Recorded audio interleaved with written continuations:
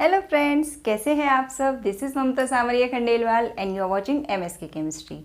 तो आज हम शुरू करने वाले हैं concentration terms of solution topic. तो पहली चीज़ ये है कि हमें सॉल्यूशंस के लिए कॉन्सेंट्रेशन टर्म्स का रिक्वायरमेंट क्यों होता है। तो उसके लिए आप हमारा video element compound and mixtures part 2 देखिए। आपको डिटेल में ये सब चीज़ें वहाँ पे हमने एक्सप्लेन की है, तो आपको समझ में आ जाएगा कि सॉल्यूशन का जो कंपोजिशन है वो फिक्स नहीं होता है। जैसे कि मान लीजिए मैंने 2 शुगर सॉल्यूशन बनाए, एक में मैंने 100 ml वाटर लिया और 5 ग्राम शुगर को डिज़ोल्व किया, दूसरे केस में मैंने 100 ml वाटर लिया लेकिन 10 ग्राम शुगर को डिज़ोल्व किया। तो दोनों ही केस में बनता तो शुगर सॉल्यूशन है, लेकिन शुगर और वाटर के रिलेटिव प्रोपोर्शन डिफरेंट होते हैं। इसीलिए हम बोलते हैं कि जो सॉल्यूशंस होते हैं 2000 होमोजीनियस मिक्सचर, इनका जो कंपोजिशन है वो फिक्स नहीं होता है। तो अब कंपोजिशन फिक्स नहीं है तो उनके जो कॉन्स्टिट्यूएंट कंपोनेंट है सॉल्यूशन के, उनके मोल्स, मास एंड वॉल्यूम, इनके रिलेटिव प्रोपोर्शन को क्वांटिटेटिवली बताने के तरीके को हम बोलते हैं concentration terms. So to describe the composition of solution quantitatively various concentration terms are required। एक से ही काम नहीं चलता। मास percent, volume percent, mass by volume percent, molarity, mole fraction, ppm, normality, ऐसी बहुत सारी concentration terms हैं। And the concentration terms provide the information about moles, mass, volume, etc. of constituent component of the solution। So these three statements are very important। तो आज हम discuss करते हैं मास percent, volume percent and mass by volume percent. देखिए इनसे बच्चों directly questions नहीं आते हैं, तो फिर हम इन्हें पढ़ क्यों रहे हैं, क्योंकि जब मोलैलिटी और मोलैरिटी इनके क्वेश्चंस जब आप सॉल्व करेंगे तो वहाँ पे पजल के रूप में इन कॉन्सेंट्रेशन टर्म्स के कुछ स्टेटमेंट आपको गिवन होंगे जो आपको परेशान करेंगे। तो हम एक्चुअली आपकी जीत की तैयारी करा रहे हैं, किसकी, मोलैलिटी और मोलैरिटी के कॉन्सेंट्रेशन टर्म्स के न्यूमेरिकल्स आप सॉल्व कर सकें, उसके लिए हम आपका बेस स्ट्रॉन्ग कर रहे हैं।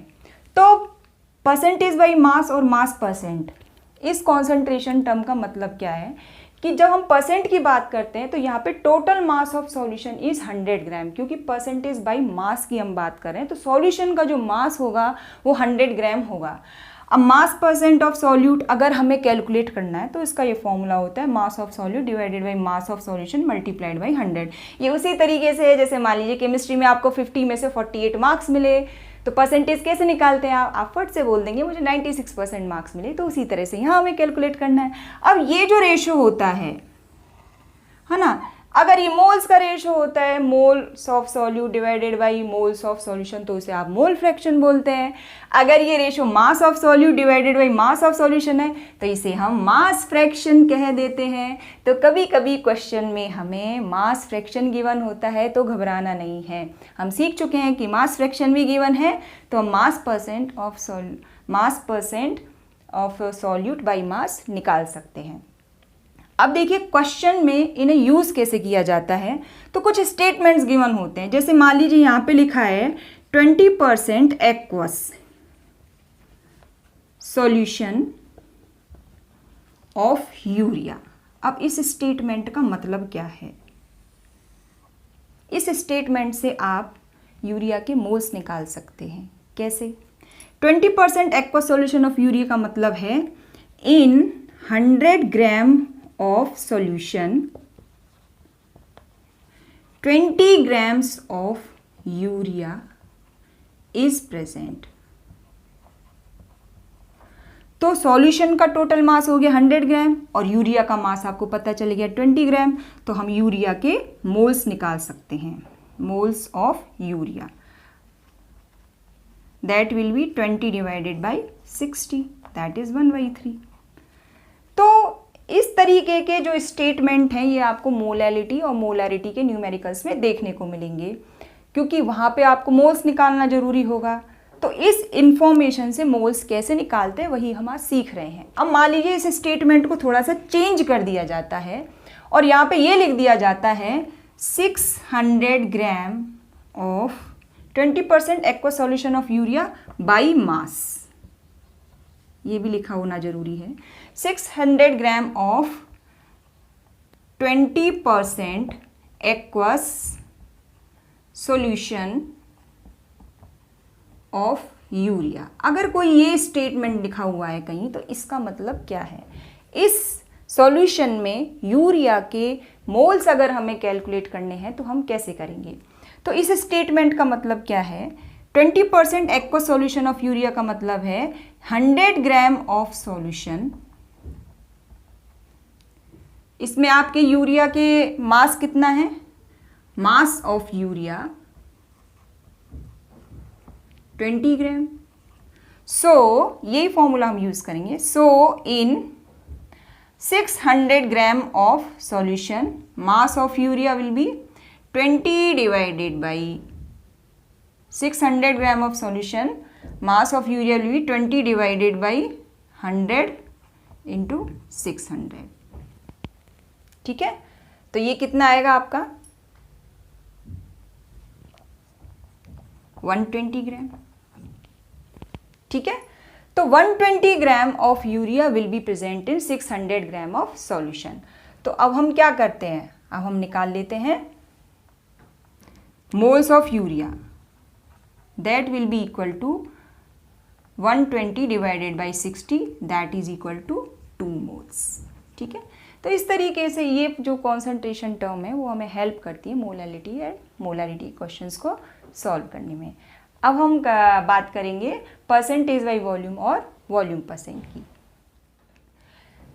तो अब हम बात करते हैं परसेंटेज बाई वॉल्यूम और वॉल्यूम परसेंटेज कॉन्सेंट्रेशन टर्म की। तो यहाँ पे हम मास परसेंट की तरह ही total volume of solution 100 ml लेते हैं, लेकिन mass percent concentration term temperature independent होती है। मतलब अगर आप सॉल्यूशन का टेम्परेचर चेंज करेंगे तो उसमें जो मास परसेंट है उसकी वैल्यू में कोई चेंज नहीं होगा। लेकिन हम जानते हैं कि किसी भी सॉल्यूशन का जो वॉल्यूम है वो टेम्परेचर इंक्रीज़ करने से बढ़ जाता है और डिक्रीज़ करने से थोड़ा कम हो जाता है। तो टेम्परेचर का एक इम्पॉर्टेंट रोल होता है, इसीलिए परसेंटेज बाई वॉल्यूम और वॉल्यूम परसेंटेज जो टर्म होती है ये टेम्परेचर डिपेंडेंट होती है। ठीक है, तो अब इसका फॉर्मूला भी वैसा ही है जैसा मास परसेंट के लिए हमने डिस्कस किया था। Volume percent of solute will be volume of solute divided by volume of solution into 100। तो कोई दिक्कत नहीं है, आसानी से हो जाता है। अब हम एक एग्जाम्पल इसका देख लेते हैं। 35% volume by volume solution of ethylene glycol.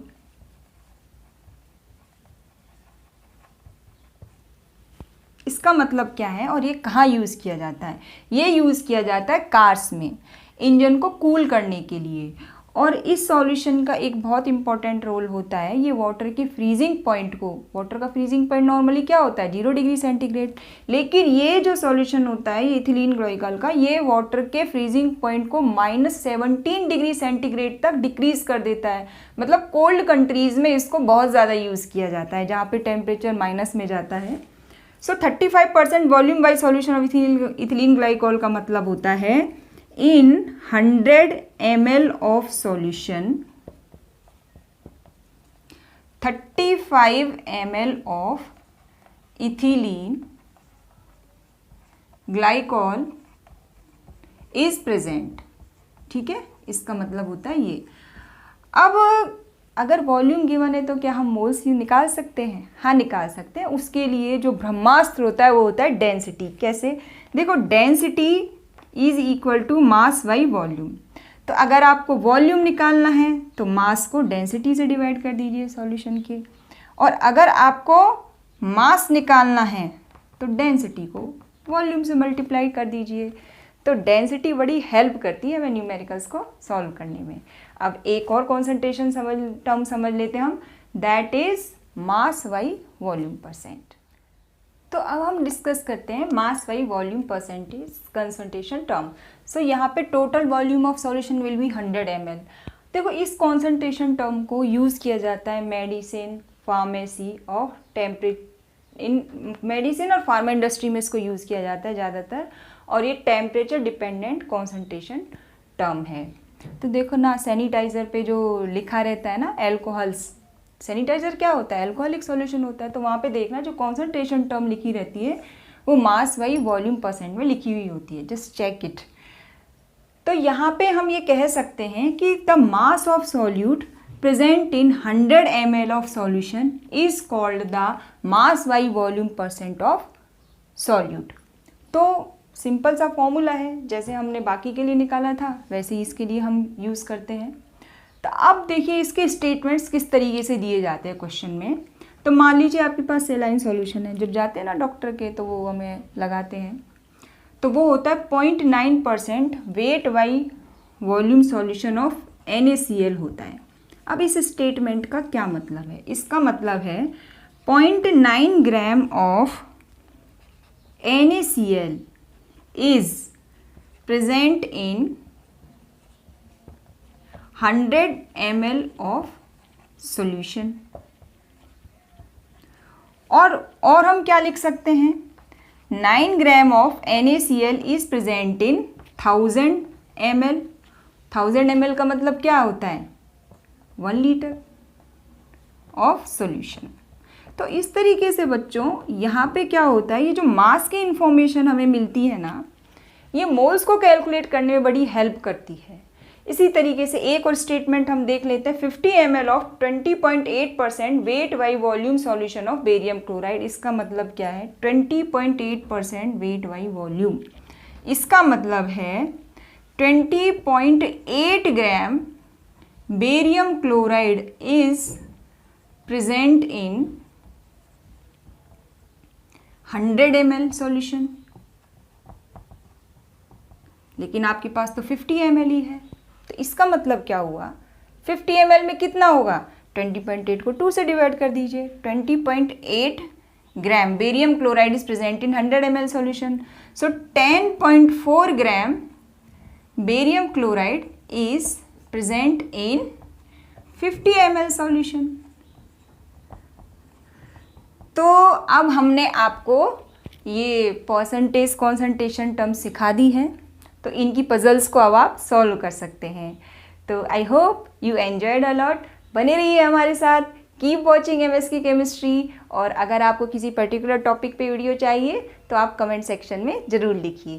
Thank you for watching MSK chemistry. और अगर आपने सब्सक्राइब नहीं किया है तो हमारे चैनल को ज़रूर कीजिए। Thank you.